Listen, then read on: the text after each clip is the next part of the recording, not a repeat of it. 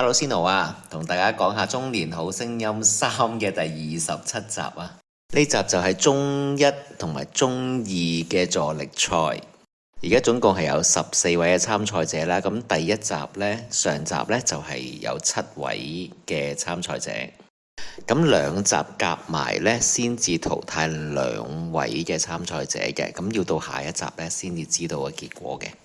咁見到呢，就係由中一生啦，每一位呢就去揀選佢哋想拍檔啦，去助力嘅參賽者。咁至於個先後呢，我估計啦，咁佢冇影出嚟嘅，咁應該就係由冠軍一路去到第7名咁樣揀啦。咁所以呢，就係打破咗之前呢啲傳聞話抽籤啦，其實我真係覺得冇可能抽籤會咁樣配對到嘅，即係張雨晨配周吉佩啊呢啲，其實根本係冇可能係抽籤嘅結果嚟嘅。咁所以呢，原來係佢哋揀，咁樣就唔出奇啦。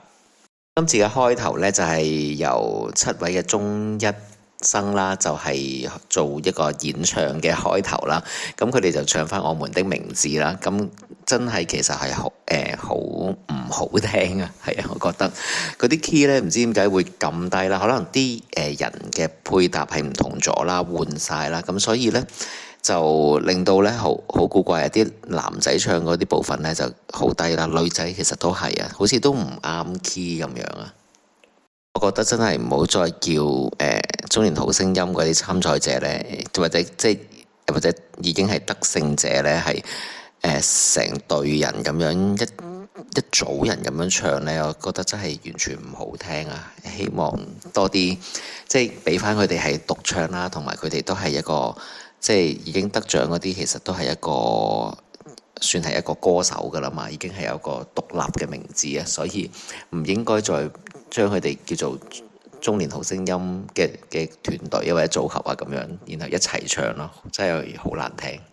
佢出場序呢，我估計應該可能係唔係今次呢，佢哋就係話由最低分嘅開始一路至到去最高分，係啦，出場次序。咁我喺現場睇過一集呢，我就係睇咗由9名去到8名嘅嗰一集。咁呢就非常之好聽啦，當然嗰一集係啦。咁同而家呢，佢個水準其實係都差有一段距離嘅。好，咁出場序就係李佳就配阮慧珊嘅《滾滾紅塵》啦。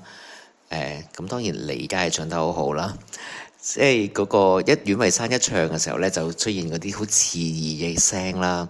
即係李佳呢一路聽到好舒服嘅，咁但係呢，阮慧珊一出聲呢，就已經係刺耳啦，有啲又大又細啦，好唔穩定嘅聲啦。中間又有啲尖咗啊，唔知點咁樣。總之呢，就係喺阮慧珊嗰部分呢，就唔好聽嘅，咁啊係李佳嗰部分啦，同埋合唱嘅部分啦，先至係比較好咯。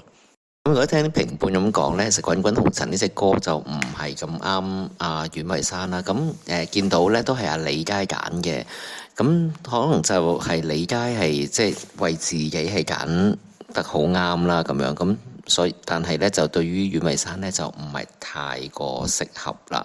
咁就因為隻歌呢，就係因為需要有啲歷練啦，同埋有啲經歷啊。係有一啲嘅看破啊嘅情況啦，咁所以呢，可能阮慧珊嘅聲線呢就唔係好配合到呢一隻歌。跟住黃鄭就配支曲兒啦，咁呢個呢，我又覺得佢哋揀嗰個 key 呢又係唔知點咁樣。我是不是你最痛愛的人呢？係硬係呢就好似對於兩個呢又太高太低咁樣樣。黃鄭嗰把聲呢，其實佢好明顯就係個低音就係唔好聽噶啦。其實佢就係一種高音人嚟噶嘛，佢就係唱開海豚音。咁你點可以去即係仲喺呢啲咁後期嘅重要嘅比賽嘅時候呢，仲要去展露佢嘅低音呢？咁不嬲佢嘅低音就係唔係一個好嘅一個音色噶啦。咁同埋即係上次 Take Me On 都已經知道啦，佢嗰個音都知道佢嘅低音係唔係咁好聽啦。咁所以呢，其實呢隻歌真係唔啱啊！佢哋呢一個組合。咁對於支曲兒嚟講呢，有啲部分又太過高、太過尖、太過刺耳。總之就係唔係一個好嘅組合，唔係一個好嘅配合。咁雖然呢，其實各組嘅參賽者呢都有做咗好多嘅設計嘅和音啦，咁嗰啲部分係做得好嘅。咁但係呢，就即係如果睇咗呢兩位呢，都覺得唔係話即係和得好好啊，或者配合得好好。跟住阿劉曉坤配龍婷呢，咁今次龍婷呢就比以往呢就好咗啦。我都會覺得即係佢好似有多少會有就翻嗰個參賽者啦，就唔係喺度即係盡量喺度自我表現啊，然後即係展現佢嘅唱歌有幾好啊咁樣咯。就有啲唔同啦，咁佢哋唱嘅得不到的愛情呢，我覺得都唔差嘅，同埋佢哋嘅有少少嘅舞啦，咁當然劉曉坤就係跳舞係更加好，咁阿龍婷都配合到，都唔差嘅一個演出嚟嘅。吳大強配詹士丁丁呢，就其實都係冇乜得揀嘅，都冇乜邊一個呢可以唱得好好英文歌啊，都有嘅，羅啟豪啦、李佳啦。或者係阿支嚳儀都得嘅，係啦。咁呢幾位都可以叫做唱到英文歌呢，咁可以配合到阿詹士嘅。咁不過吳大強呢都係一個不錯嘅組合啦，即係啦一個選擇。咁佢哋就揀咗 Hey Jude 啦。咁我都幾好聽嘅，但係就唔係話好有特色啊，有少少悶嘅感覺咯。咁吳大強佢自己佢嗰個磁性嘅聲線咧，佢獨唱咧係好有吸引力嘅。咁但係變咗合唱一半一半，咁原來阿 James 咧又對於呢隻歌我唔知佢係咪有冇好多嘅自己嘅諗法啊咁樣咧，咁就變咗其實聽起上嚟係有啲悶，同埋冇乜特色咁樣。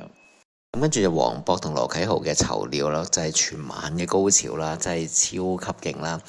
佢哋兩個嘅和音和得好好啦。